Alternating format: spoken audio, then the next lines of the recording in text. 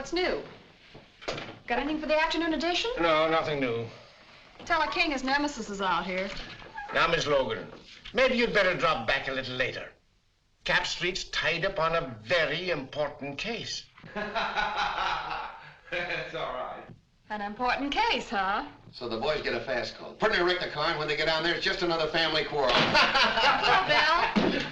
How many times have I told you not to bust in my office? I can shout louder than you can, Bill Street. I want some news. Of course, you know Miss Bobbie Logan of the Herald. Little gal gets all the medals for digging up the bodies. Check with those fingerprints, will you? Right. Well, goodbye. A polite policeman. Nah. Oh, come on, Bill. Give me a story. You know I've got to have something for the afternoon edition. Everything is peaceful and quiet. I have nothing for the afternoon edition. Now, scram. Captain, the coroner phoned. They've just taken Dan Grady to the morgue. They fished him out of the bay about an hour ago. Murdered.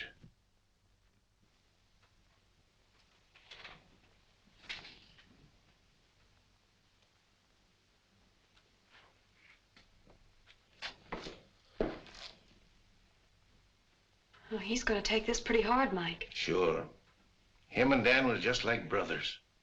Yes, I know. What makes you think they tried to hide his body, Doc? Well, in the first place, when word was found, washed ashore down the bay. Lungs were collapsed. That means the body was under water pressure for some time. This was tied around the ankles, and there were deep bruises. Tied a weight on him and threw him overboard. That's right, Bill. After the bullets had done their work. Yeah. Did you get them over to ballistics? Mm-hmm. There's a clothes he had on. Take a look. Seaman's outfit.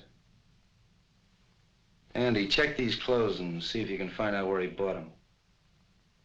Thanks a lot, Doc. I'll check with you later about Dan.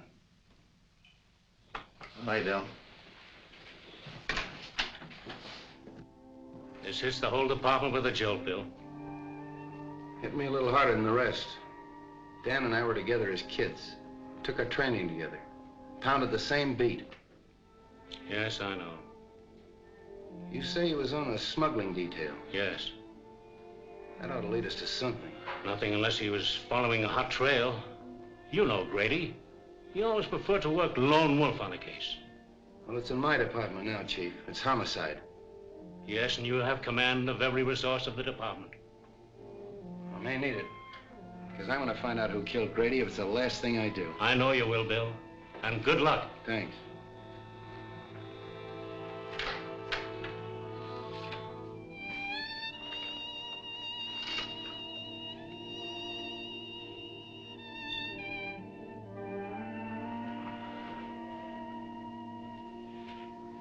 Gee, Bill, I'm sorry. I wish I could help. Thanks, Bobbie. funny, but somehow I can't realize it. Does his wife know? Molly? No, not yet. Poor kid. Say, you can help me at that if you want to. Of course. Anything. Go on out to Molly's and break it to her as easy as you can. She doesn't know me very well. You're the one to tell her. Oh, it's a woman's job. Okay, Bill.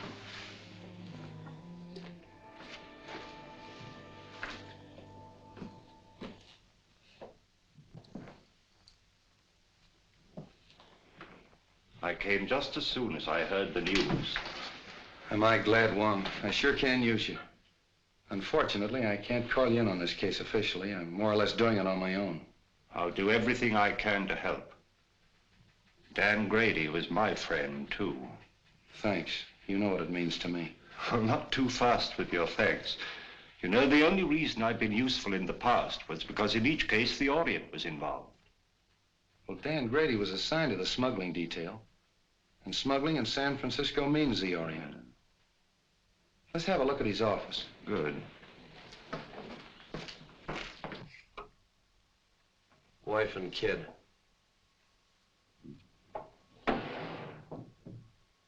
You say he was working on a smuggling detail? Yes, sort of a roving commission. The reason they gave it to Dan is because he was born and raised here in San Francisco. He knew every nook and cranny. But the seaman's clothes would indicate that he was working on something at waterfront. Yeah, but what? Whoa, look here. What is that?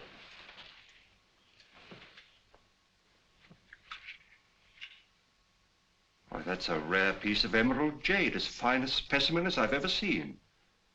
Carved in the fashion of the Ming Dynasty. Why, the art of that carving has been lost for hundreds of years. This piece is worth $2,000 or $3,000. Really? Dan was sure working on something hot. Probably that's why he was killed.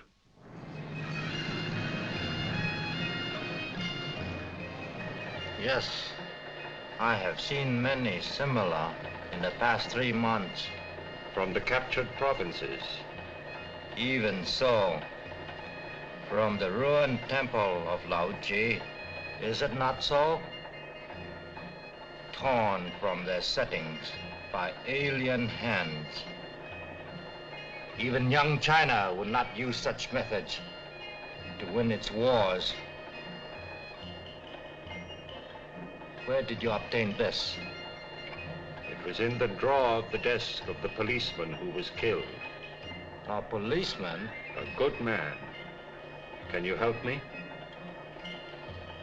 A store called Belden's is on Market Street.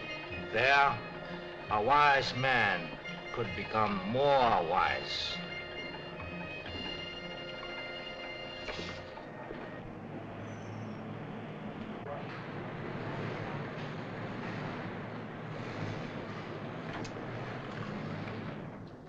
How do you do? I'm Mr. Belden. Something I can do for you? I'd like an appraisal on this piece. Why, certainly. Oh, a most unusual piece. The coloring is magnificent. But I'm afraid I can't appraise its real value. But I understood you specialized in Oriental jewelry and art objects. No, only imitations. We haven't a piece of jewelry in the house worth over $50. I'm afraid you've come to the wrong place. So it would seem.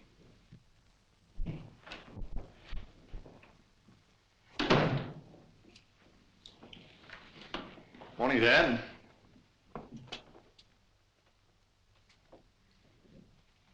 I suggest you try Harrington's over on Kearney. They handle that class of merchandise. Thank you for your time. Not at all. I'm sorry I couldn't help you.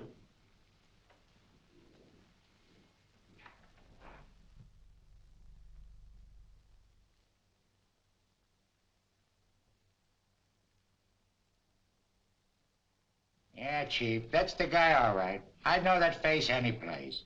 Why, that mustache. Even the checkered tie. Yeah, it's him. Checkered tie, huh? Yeah. Where'd you see him? On the bus going uptown. What time was it? 12 o'clock noon. 12 o'clock noon, huh? You don't say. Yeah. At that time, he'd been lying dead for 3 hours in the morgue. Yeah? Yeah. Why, I'd sworn on a stack of Bibles that was the guy. Sure, I know, Mr. Unifer. We all make mistakes sometimes, so thanks for coming in anyway. Oh, not at all, Inspector, not at all. Say, maybe it was the guy's double. Yeah. You know, they say every guy's got a double. Sure. Even me. Sure. Even you. Yeah, sure. Mike, get Bobbie Logan on the phone. Yes, sir. Market 6400. Hello, Bobbie. I was just trying to get you on the phone. Oh, are we going someplace? Yeah, you're going someplace. If you ever pull a bright idea like that again. Well, what's the matter with that? Somebody might be able to give you a lead. Somebody might be able to give me a lead. I've had every crank in San Francisco in here this afternoon. Yeah. Logan doesn't answer. Where do you think I ought to look for her? Try my office. Huh?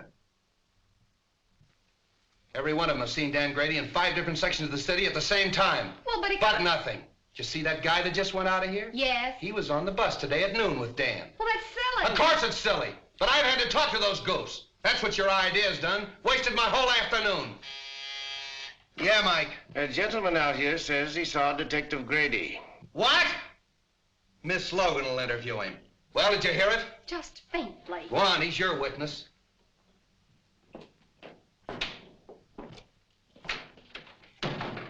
Are you Mr. Lyons? Yes. Oh, I'm Miss Logan of the Herald. I put that picture in the paper. Oh, how do you do? Well, I saw the man last night. Are you sure? Certainly. We talked for quite a while in the bar at the Club Neptune. Good afternoon, Miss Logan. I came in answer to your advertisement. Oh, now look, Mr. Wong. Now give me the details and talk fast. Oh, hello, Wong. Did you get any information? I called on an old friend of mine in Chinatown who advised me to investigate Belden's store on Market Street. Belden's? You know, the jewelry shop. Oh, sure. I'll put a couple of men on it. No, I think I'd leave things the way they are for the time being. Bill Street, I've got him! Got who? This man did see Dan Grady. Ask Now, him. look, Bobbie, we've been all through that. But this man is positive. All right, if he's so positive. What was he wearing when you saw him? Well, sort of like a sailor, you know, pea jacket, striped sweater. He had on dungarees, peak cap with black patent leather visor. Where'd you see him? At the Club Neptune. He was sitting at the bar having a drink. What time was that? About 8:30, I guess. That fits in, doesn't it, Wong? Yes, it does. Well, of course it does. Silly idea, huh? If it hadn't been for that Quiet. paper. You're quite sure this is the man? You're absolutely certain of your identification? Oh, yes. My drink happened to tip over and spilt on him. And I apologized, and we got to talking. And then what happened? Well, we talked together for a couple of minutes about football and things like that. Then I left and went home. You left him at this Club Neptune? Yes, he was still sitting there when I left. Well, thank you very much. You've been a great help. Is there any reward connected with this? Well, you see, Miss Logan takes care of that. Well, I'm sorry, Mr. Lyons. I'm afraid there's no reward, but, well, I'd be very glad to mention your name in my next story of the case.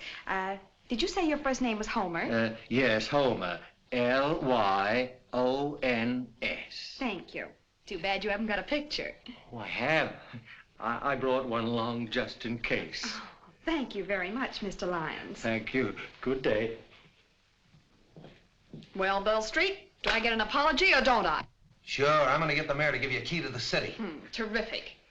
The police thank the Herald for giving them their only clue. How's that, Mr. Wong? Not nearly strong enough. You've earned our undying gratitude. Well, I hope the information is some use to you. I'll see you later. Not me, Flatfoot. Get one of the nurses out of the receiving hospital. They don't mind a pain in the neck. Hey, you think that's a bad idea? Well, now, Street, just what do you know about the Club Neptune? Oh, not much, Wong. We better have dinner together. I'll take you down there later. I want to talk to this Harry Lockett. Harry Lockett? Yeah, he's the fellow that owns the Club Neptune. Hardway Harry, they call him. Hardway? Oh, a gambler. Yeah, gambler, smuggler, crook, everything.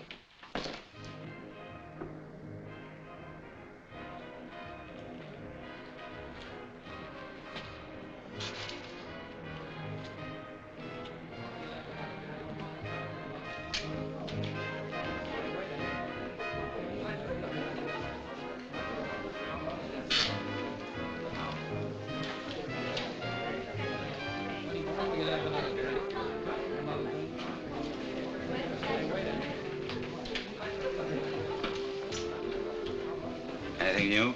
No. How are things upstairs? The usual crowd, not much play yet. Has Tanya come in yet tonight? No. I want to see her when she comes in. Okay. Well, then. Get it.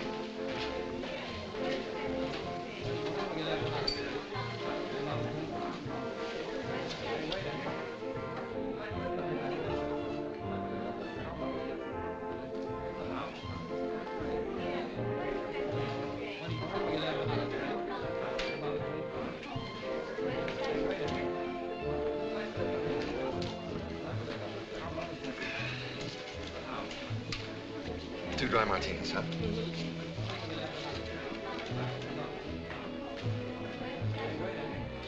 Well, don't you recognize anything? What? I'll bet you don't even know what day this is. Of course I do. It's Friday. That's why you insisted upon coming here for a fish dinner. Oh, no, it isn't. We came here because this is an anniversary.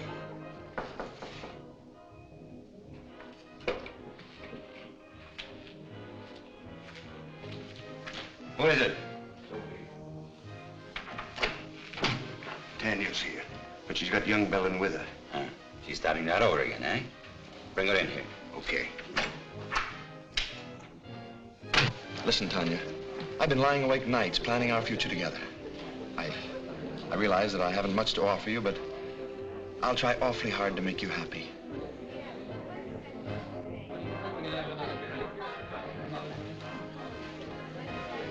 Oh, excuse me, Frank. I think I better go fix my makeup. Surely.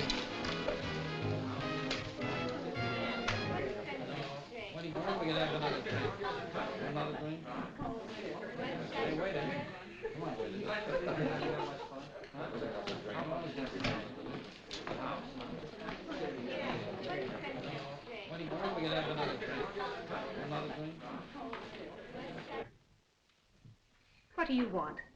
I thought I told you to keep away from young Belden. And I told you that my personal affairs are none of your business. What are you trying to do? Get the old man on our neck? Keep away from that boy or I'll... Or what? I guess if I'm good enough to help handle his smuggled junk, to run the risks that he cashes in on, I'm fit company for his son. Well, what about a certain other gentleman?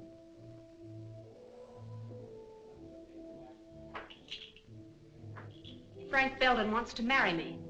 So, he's got a bed, eh? Wait until his old man hears that. If you open your mouth to make trouble for that boy... So blow me down. You have really fallen for it. Maybe. Or maybe it's just the novelty of finding someone who's decent and on the level. Come on, have some sense. Get the boyfriend out of here and keep him out.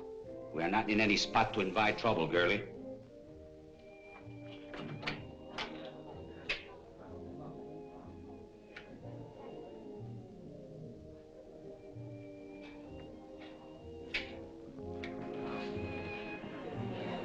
I seem to have developed a headache, Frank. Maybe it was the drink. Oh, I'm sorry. Well, maybe some fresh air will do you good. Shall we take a drive? Yes.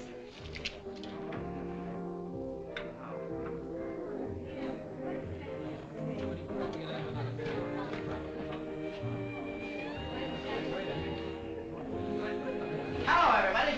Well, ain't it grand we can all be together? Tommy, give me my usual. You know, the good old double. Well, I know you. You're Logan of the Herald. Don't you remember me? I'm the guy you wrote about in that automobile accident. You know, in those days, I was a drinking man. Aren't you gonna have your dinner? What dinner? The one you ordered. I ordered a dinner? I'm sure you did. Well, skip it. And You know you can handle your drinks better if you have something to eat. I think you got something there. Don't go away. You know, I always forget to eat when I go out stepping. I'm awfully sorry. Oh, that's all right. He was just feeling hospitable. That's easy to understand.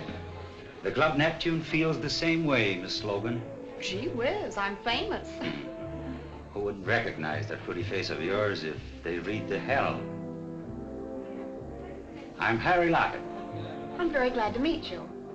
I've heard a lot about you and your Club Neptune. So it seems, judging from today's Herald. Oh, you don't sound pleased. I'm not. I don't like that publicity. You don't? No. How about we'll chat in my office? Why not?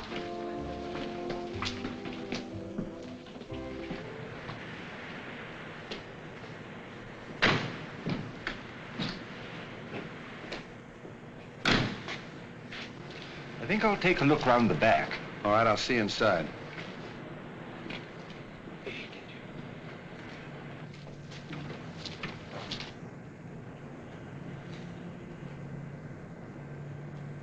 You see, Miss Logan, we don't like newspaper people around here. I see your point. You know, if you had this place soundproof, those poker chips up there wouldn't make such a racket. Just a little friendly advice. Thanks. And here's some for you. I wouldn't write any more stories about the Club Neptune if I were you. Are you trying to tell me what to put in the Herald? I'm trying to tell you what you shouldn't put in the Herald. In fact, I'd just as soon you stay out of here. I think you'd be safer. Sometimes some people get hurt. Yeah, Dan Grady got hurt, didn't he? Hey, you sure stick out your neck, don't you, little girl? Who is it? Captain Street. What are you doing here? Mr. Lockett was just making some suggestions as to the news policy of the Herald. All right, Bobbie. Well, now look here, Bill Street. Come on. Hello, Hardway. Oh, Copper.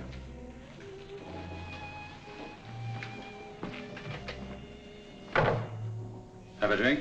No, thanks.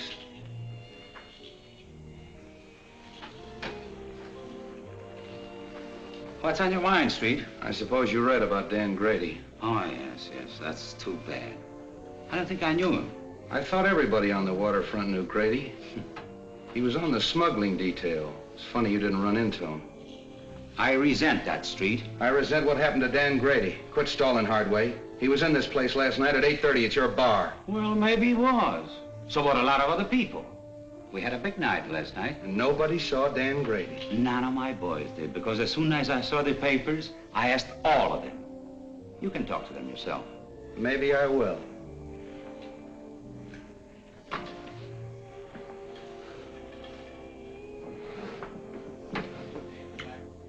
Cigarette? Over there.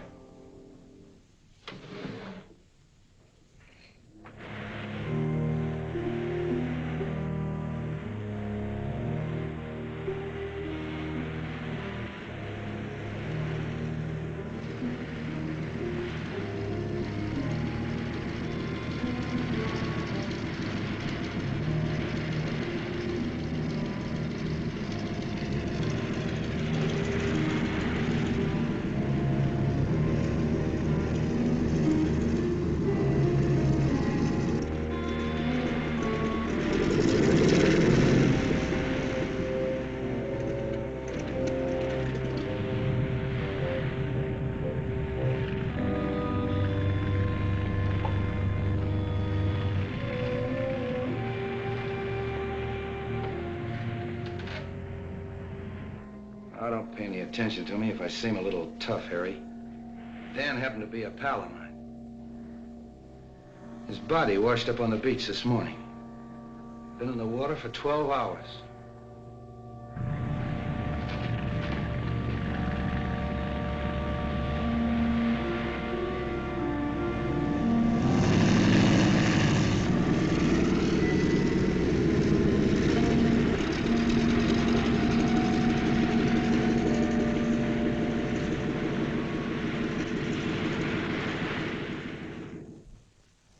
You know, they tied a weight around his legs before they tossed him overboard.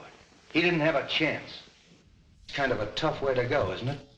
Well, Street, they say that drowning, it's an easy death. But Grady had 2 slugs in the back of his neck before he ever hit that water. That's not so easy, is it?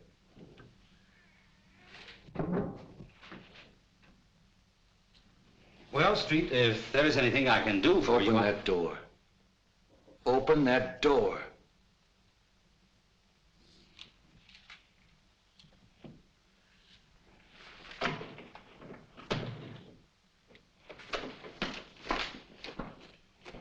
Well, hello, Street. How'd you get in there? The secret stairway in the haunted house. Secret stairway, my eye. Those stairs were there when we bought the place. But they still serve a very useful purpose. This is Hardway Harry Lockett, Mr. Wong. Oh, the Chinese copper. Precisely, Mr. Lockett. The Chinese copper. But to return to our secret stairway, I'm afraid we scared one of your callers away.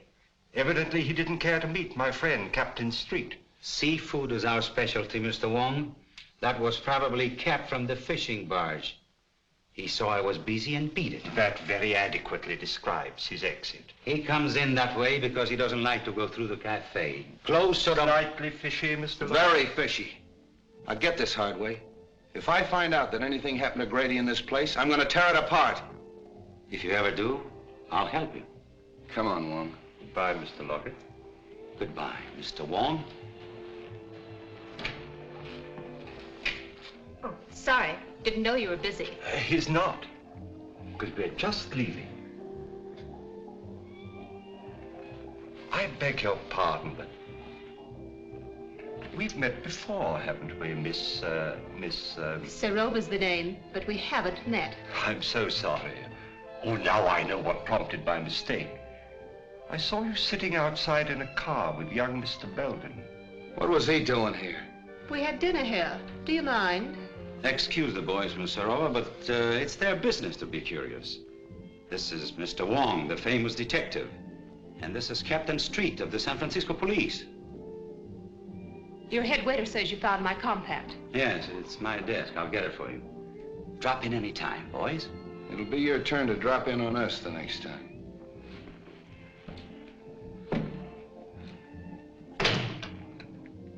You're a help. Why in blaze didn't you get rid of Belden when I told you to? Well, I did. He must have seen us outside in the parking lot. What they want? You read the papers, don't you? What do you think? I think that dead policemen are bad medicine. I don't like it, Harry. Relax. They haven't got a thing on us. So Grady was here last night. What does that prove? That the party's getting too rough for yours truly. So, don't tell me Miss Serova's getting jittery, huh? Serova's getting out. Murder's something I don't want any part of. I'm through. Oh, no, you're not. When you're through, it will be because I tell you you're through. Are you threatening me? Maybe. Don't do it, Harry. I know too much. Things happen to people who know too much. Yes. They end up in the bay like a certain policeman.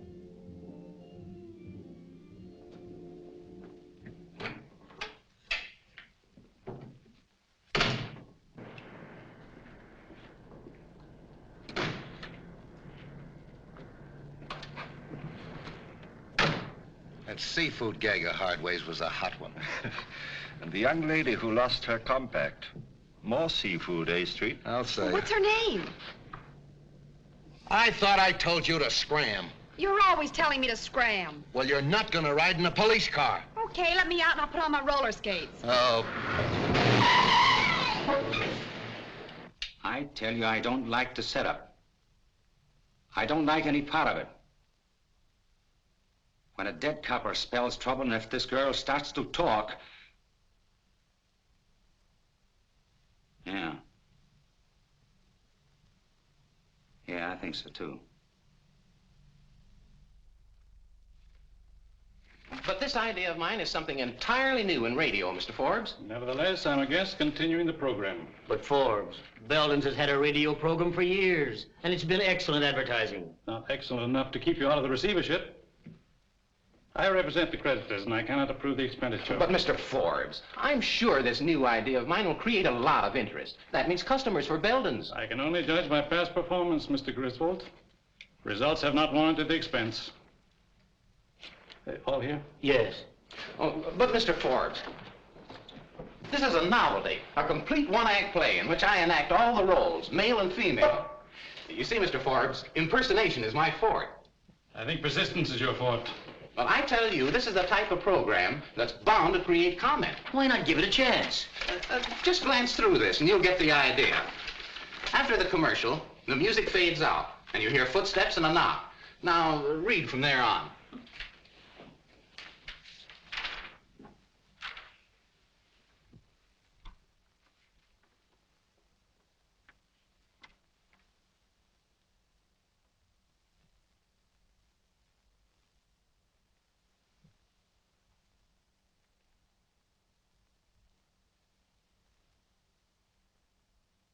Pretty melodramatic, isn't it? But that's the kind of stuff they like nowadays, Mr. Forbes. The highly dramatic programs are the most successful. Suppose we try it for a couple of weeks. It wouldn't cost a fortune, and it might get results. Well, all right, we'll try it. Well, thanks, Mr. Forbes. I'm sure you won't be sorry. We go on from 10 to 10:15 tonight. I hope you're listening in. We will. Those bills are all right. I'll see you in the morning. Hello, Frank. Hello, Mr. Forbes. How you feeling, Dad? Oh, as well as could be expected, considering the fact that I don't have anything to say about my own business. When are you going to take me in with you? Not for a while yet. But, Dad, I've got to go to work. I've got to make some money. Isn't your allowance enough? No. I'm going to get married. Who to? That Serova woman? Miss Serova, yes. How did you know? I haven't taken my eyes off you completely. You've been out with that adventuress every night for a month. I wouldn't talk like that if I were you, Dad. We're both liable to be sorry for it. Besides, it won't change my decision. Frank, I won't permit you to wreck your life, to throw away your entire future for the sake of that scheming, unscrupulous... That's enough! I'm sorry you feel that way about it, Dad, but there's nothing you can do about it. You'll never marry that woman. Do you understand? Never!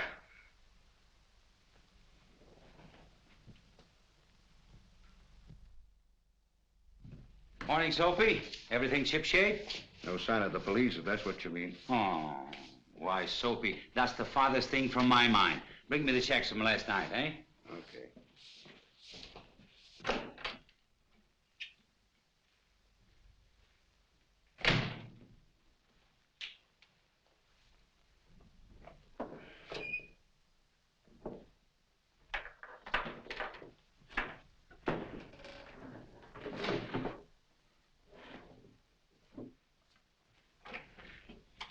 Hey, have you been fooling around my desk? Me? Mm-hmm. Well, I wouldn't touch your stuff, boss. Something missing? Yeah, my gun. Gee, that ain't so good. When'd you last see it, boss? I don't know. Yesterday, I guess. I want to talk to you.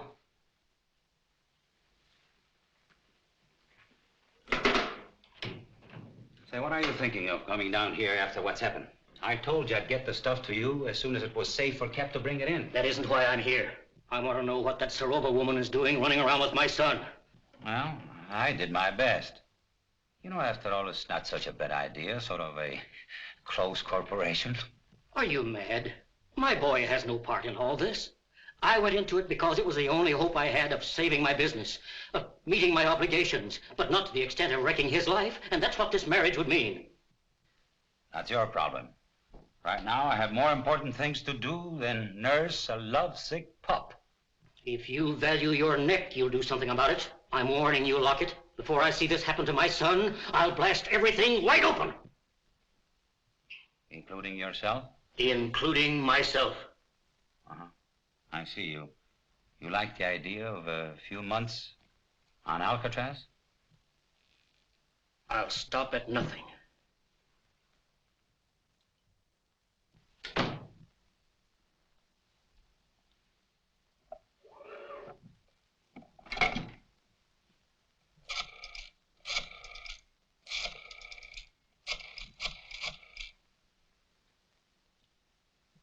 Hello.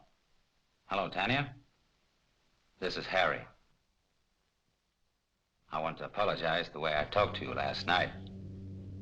Oh, you know, I couldn't mean it. We were both a little jittery and unreasonable. Now, listen, Tanya. I want to see you. I have to talk over something with you. I think you'd be interested. All right. I'll be in all evening. Goodbye.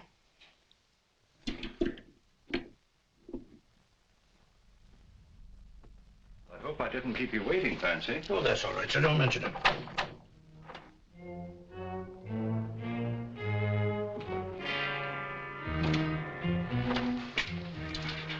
I'll stay out here and keep an eye on things.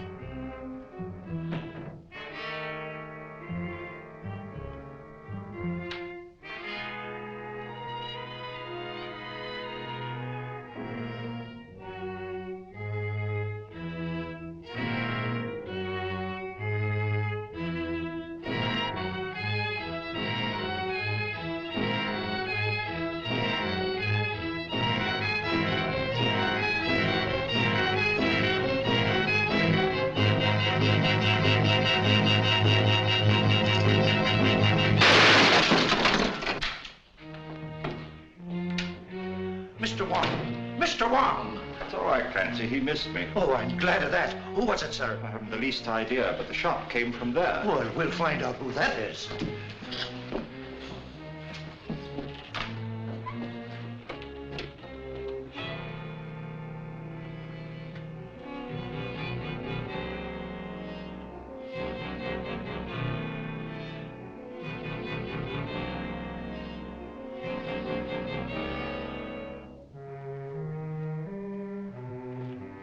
Well, whoever it was, beat it out the back and left the door wide open. Whoever it was, he killed Mr. Belden. What? Oh, glory be. Get straight. Yes, sir.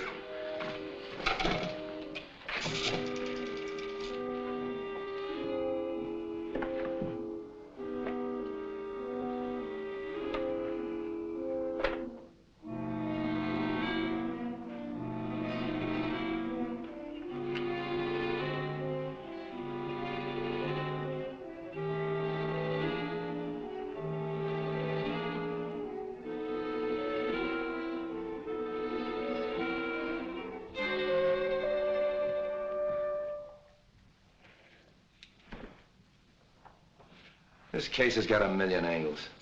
If this jade matches the stuff we found in Grady's office, Belden had a fortune hidden away. And I can't understand why he was in receivership. Well, perhaps he went into this kind of business to get out of receivership. What's that receiver's name? Maybe he can help us. A man named Forbes. You know where he lives? At the town apartments. We'll go up and see him. Clancy, call my office and have young Belden picked up. Tell him to hold him till I get there. And wait for the coroner. Yes, sir.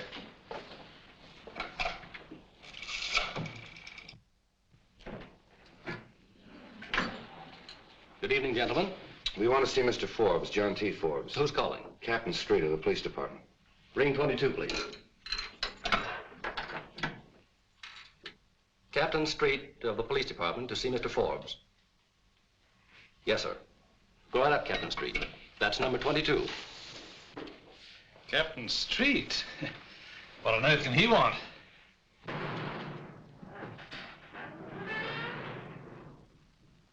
I wonder if I've forgotten a speed ticket.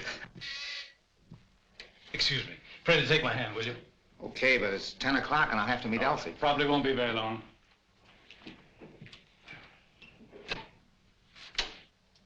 Captain Street? That's right, and it's Mr. Wong. How do you do? How do you do? Come in here, gentlemen. Thank you.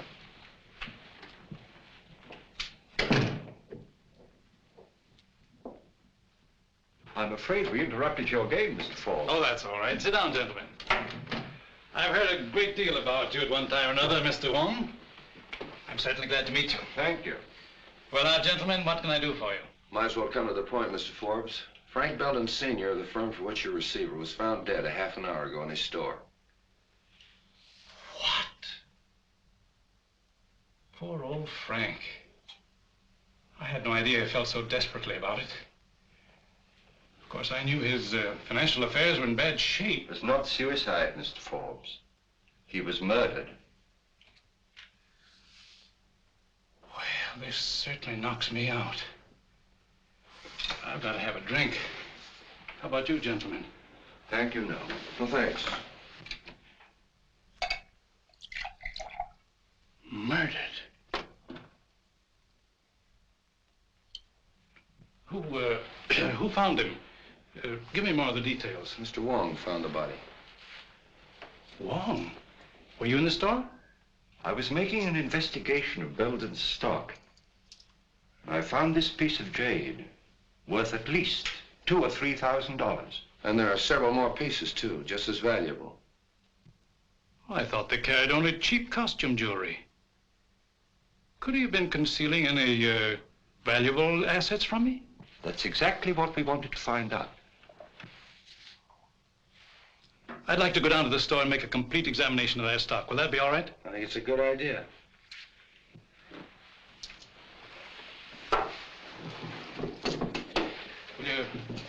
Will you have a cigar, gentlemen? Yes, thanks. No, thank you. One more thing, and I think you should know. That jade was smuggled. And one of our own men on the smuggling detail was murdered, running it down. And the trail seems to lead to Belden's store. Why, this is the worst thing I've ever heard. Excuse me. Hello? Yeah. It's for you. Thanks. Street speaking. What? I'll go right up. There's been a shooting on the floor above. Can we get out this way? Yes.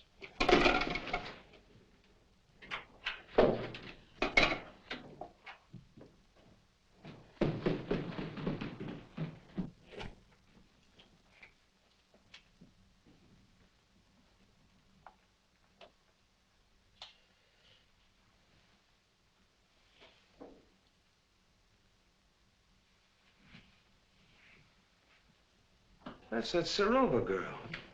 How do you like this? A murder right over my head. Yeah? Oh, you're the clerk. Yes, sir. I telephoned headquarters from downstairs. Thanks. What do you know about this? Nothing, except what the switchboard operator told me. What'd she tell you? Well, I was sitting in the lobby when all of a sudden she started yelling, Miss Serova's being killed. All right. Take it easy. Sit down. What did you hear on the phone? Well, I was sitting there as usual when the buzzer sounded, and it was a call from 32. What time was that? About 14 after 10. That's an odd time to remember, 10:14. Well, I'm not sure, but it was 15 after 10 when I heard the shot, and they were arguing about a minute. Who was arguing? Miss Serova and the man. Well, what were they arguing about? What'd they say? Well, he said, get away from that telephone. That's the last time you're going to pull that sort of stuff on me. And Miss Serova yelled, don't shoot, don't shoot. But he did. It's quite possible, Street. The receiver's off the stand. Yeah. Did you recognize the man's voice? No, but he was awful mad. Anybody come through that lobby that might have come up here? No, sir. Did you pass anybody on the way up? I didn't see anybody. All right, that's all for now. Stick around downstairs. Oh, hello, Doc. Prints, photographs, the works. And I want you to get me that Oh, little Bo Peep, huh? What are you made up for? That's all I need! Just be sure to get everything in this corner, will you, please?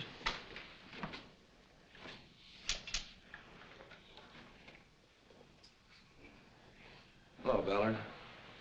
What are you doing here? I thought I told you to tail Hardway. I was trailing him. I lost him in the traffic at 8th and Market around 9 o'clock. I've been looking for him ever since. That's wonderful. Get my office on the phone. Get me police headquarters. Hey. Remember the last guy we saw Serova with? Hardway Harry. And he ditched Ballard an hour ago. That's our man. Just a minute. Hold it, Mike. Hello, Mike. Hardway ditched Ballard about an hour ago. 8th and Market. Yeah, I want you to send out a couple of men and have him... What? Hardway Harry's been sitting in my office for the last hour. Get it off the phone! Come on, get off there. Put that thing on. Get out of here. Street, you said that Harry Lockett did it. I was just phoning the office. How could he be doing it when he's sitting in my office? Well, I don't know. It was your idea. Oh. Oh, don't go away. Do you know anything about this? Even if he didn't do it, he could have had it done. Harry's alibi's too perfect. Hello, Mike. I want you to hold Hardway. I don't care how you hold him, hold him! Bill LeMay. Will you stop? Well, Bill, the housekeeper... Will you quit picking on me? Mr. Wong, the housekeeper saw a man sneaking up the back stairs. Sit down. I'm sorry, who are you? I'm the maid on this floor. Well, where were you in this... She was looking in the door. Will you be quiet? You say you saw a man coming up the back stairs. I finished by 10 o'clock.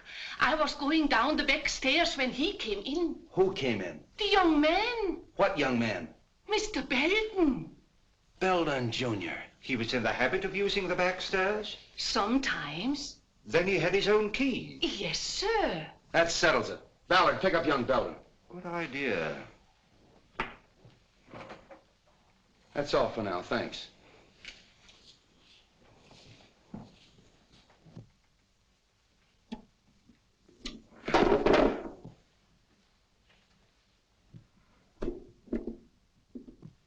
You know, Wong, Belden knew Serova. Hardway knew her. They're all mixed up in this thing some way. I'm gonna have them all come in my office tomorrow morning at 10 o'clock. What am I doing?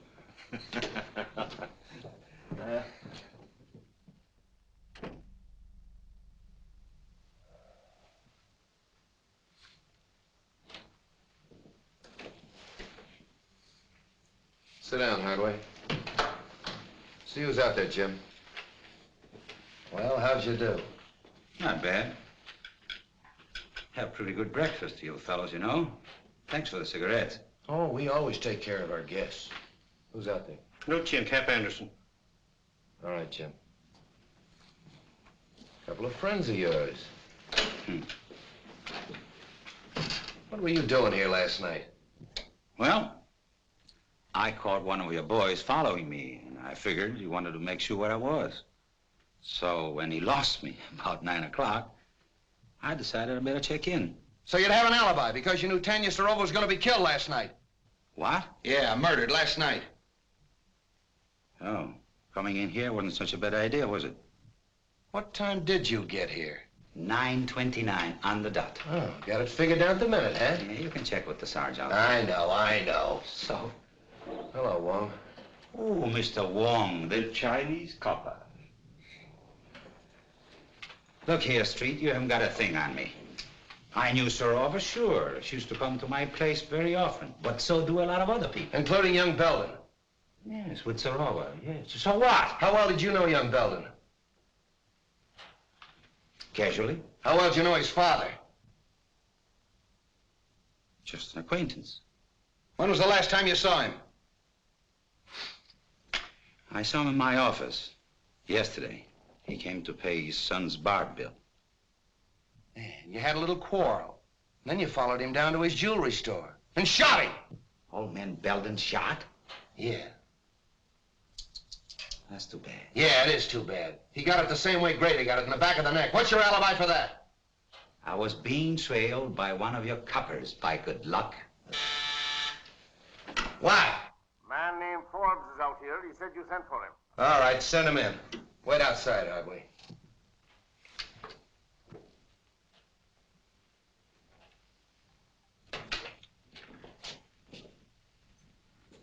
Good morning, Mr. Forbes. You want to see me, Captain? Yes.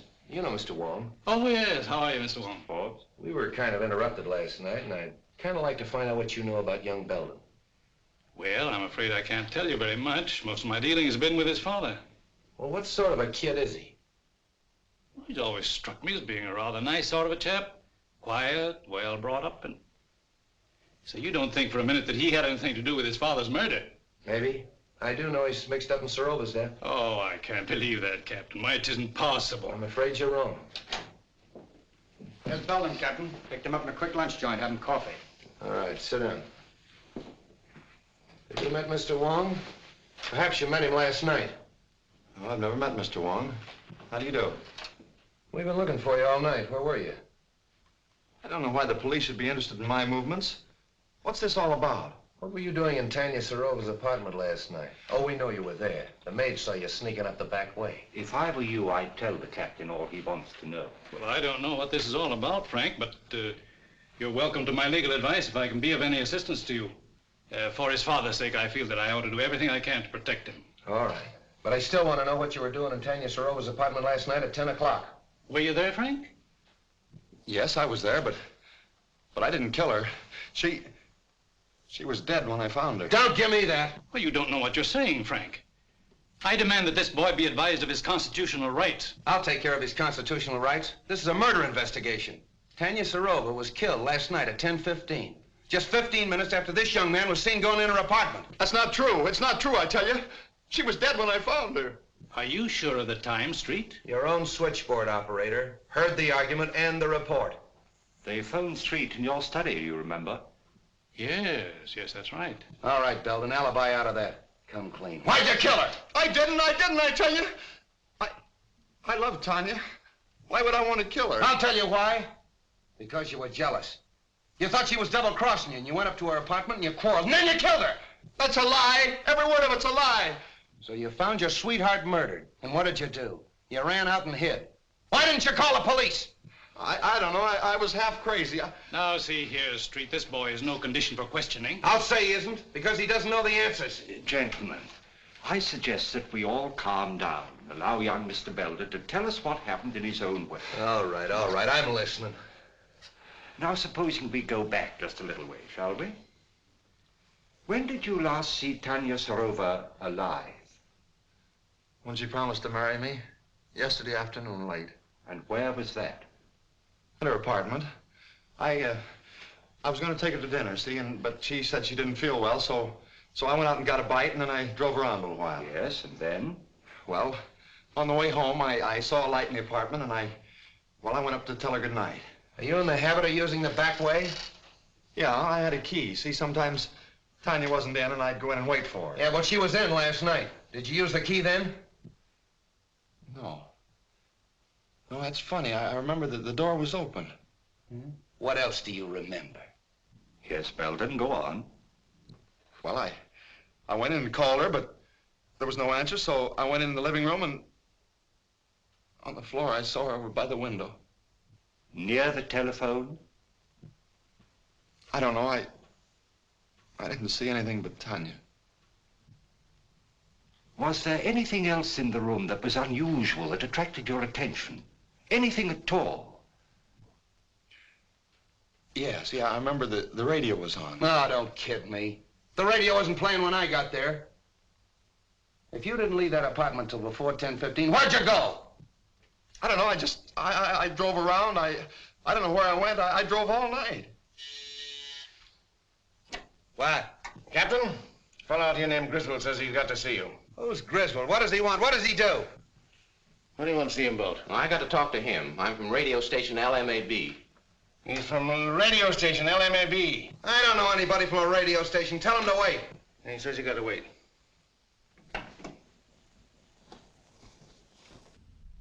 All right, come clean. You didn't leave that apartment till after 10:15. After you killed her! Stop it, I tell you, stop it! Street, you're getting nowhere browbeating the boy this way. Maybe if you let me talk to him quietly somewhere. All right. I'll talk to him quietly. Would you like to see your father? No. Why should I want to see him? He's probably glad she's dead. Why should he be glad? Doesn't he like her? No. Did you quarrel over with your father? Yeah, we had a quarrel, and I walked out on him. And then you walked back last night to his jewelry store and shot him, killed him. You mean my father's dead? Stop it, will you? Stop it! What are you trying to do to me? Somebody get me a glass of water. Oh, never mind the water. Oh, I protest. Get him a glass of water. Where is it? Outside.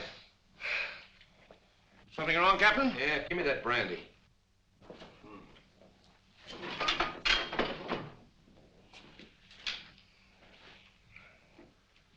Now go and sit down. What do you want?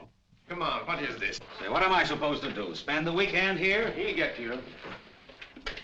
Mr. Hardway. The press. Yes, the press. What do you know today? Pardon me.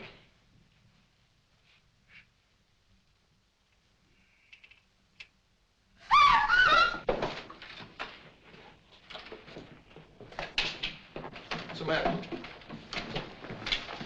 Who is this? It's the fellow from the radio station, Griswold. Where'd this paper file come from? Say, that looks like mine. It's missing from the desk. All right. Who did it? This is a payoff right in my own office. Stay away from that phone.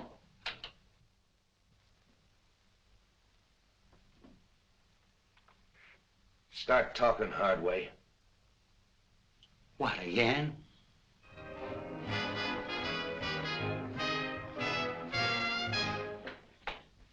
Sorry for the interruption, Mr. Wong, but that was a new program, and I wanted to check on it. Not at all. It's all most interesting. Yes, but full of headaches. Replacing Griswold is going to be one of them. I can quite imagine. His programs were popular, weren't they? Very. He was a talented young man.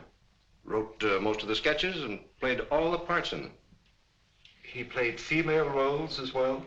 Oh, yes. In the sketch you want to see, the one he did last night, he played a very emotional feminine role. Here's the manuscript for it. Thank you. This program went on the air sharply at 10 o'clock? Oh, yes. Radio works on split seconds. Every program is timed exactly. And it ran for how long? 15 minutes in all. The sketch went on at 10:01 and finished at 10:14. The balance of the program time was taken up with commercials, that's advertising. Would it disturb you if I turned on this program? Not at all. I've just finished. I'd like to take this with me. Oh, that'll be all right. Thank you very much. Goodbye. Goodbye. On the air, presenting for your entertainment the first mystery thriller in their new series of programs.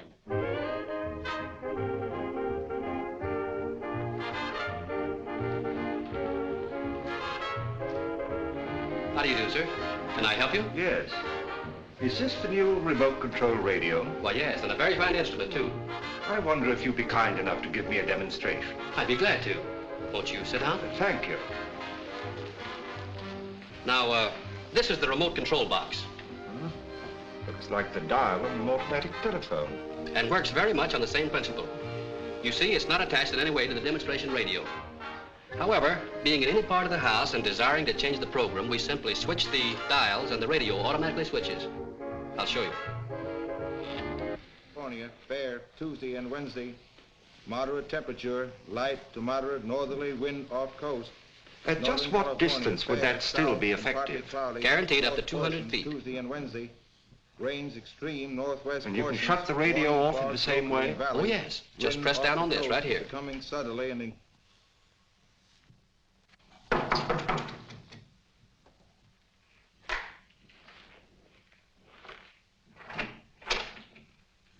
What, again? Yeah. Didn't take long for that lawyer to get you and the boys out, did it, Hardway? Why should it? Say, listen, you can't hang that murder rap on any of us. Somebody killed Griswold, and 3 of you were there when it happened. Yeah, and plenty others. That office of yours was a close second to a railroad station. But what's this visit for? According to ballistics, the same gun killed Serova, Belden, and Grady. Mind if I check yours? You know I don't carry a gun. I haven't had one around here in years. Come on, search the place. You think if I had one, I would keep it here just to show? Looks like you're getting a little careless, Hardway. If that gun matches those bullets, it'll be too bad for you. Get that to ballistics. So you still think I killed Serova while I was in your office, eh? You could have farmed that rod out. Take him away.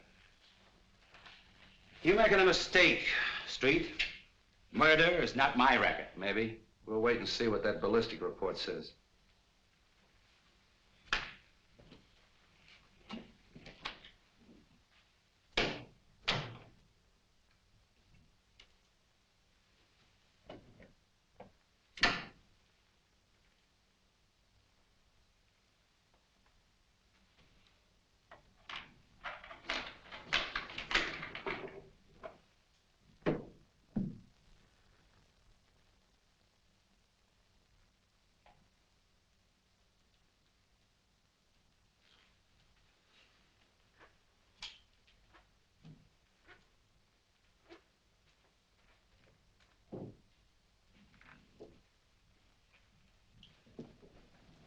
All right, keep your hands right there.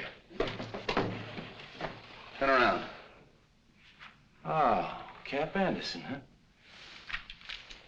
From Harry Lockett's fishing barge.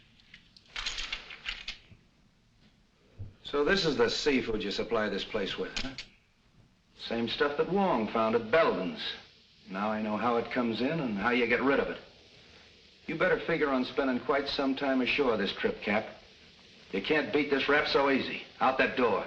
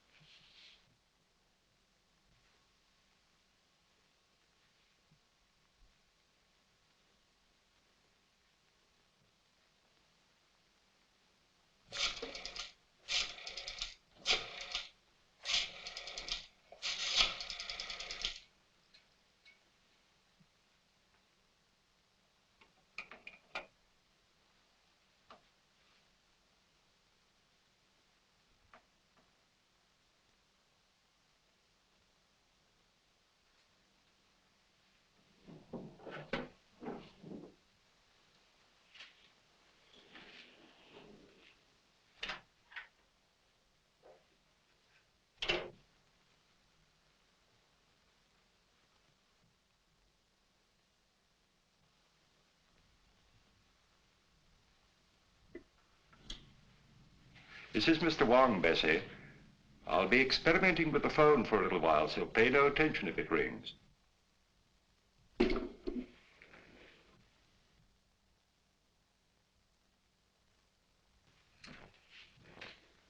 Oh, come in, Forbes. Oh, it's you, Mr. Wong. Well, that is a relief. I was wondering who was up here. Oh, you put that string down past my window. Yes.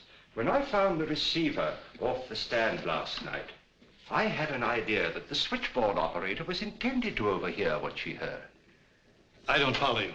I believe that the murderer had a way of forcing her to listen at the right time. You think that a murderer would deliberately invite a witness to his crime? He might arrange to have her think she was a witness. With a piece of cord, a telephone, and a radio. I don't understand. Now, this radio is a new remote control model. Now, let us assume that a certain radio program exactly fitted a given situation. How easy it would be to tune in the desired station at the right time and be nowhere near the instrument. Oh, I see. You mean that the crime could have been committed some time before? Of course. And by any of our suspects who had such cast-iron alibis. Hardway Harry Lockett, for instance, who planted himself in Street's office at the supposed time of the murder. Any of his friends. Even young Belden? Even young Belden. He was here at 10 o'clock. Who knows? Perhaps it was his second visit. You don't believe that, do you? No. Nor that any of the others did it, either? No.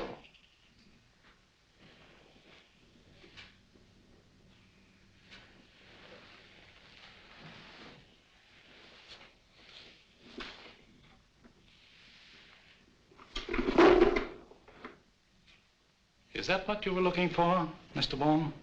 Yes. And you pulled the cord. When I went to get the drink. And when you reached for the cigars. I turned off the radio by remote control. Thank you, Mr. Forbes. Keep away from that telephone. Get over there.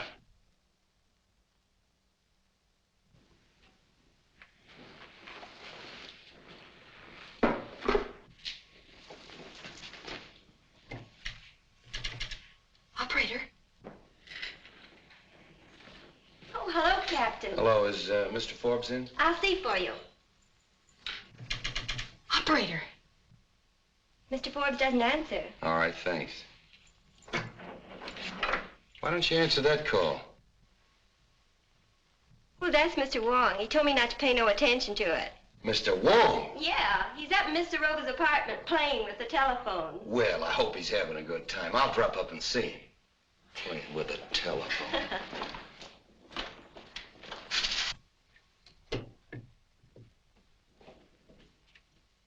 I killed Grady because he was in the way, and Belden because he was getting ready to talk. Griswold when he recognized his own program, and Tanya Serova because she knew too much. No, because she was leaving me for a younger man.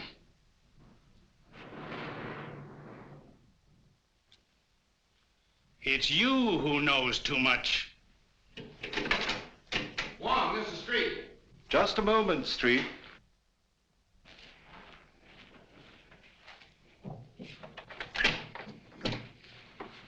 What are you doing up here? Get him up. Over there with him.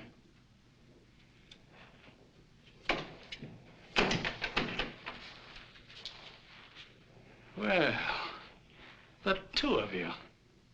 That makes it perfect.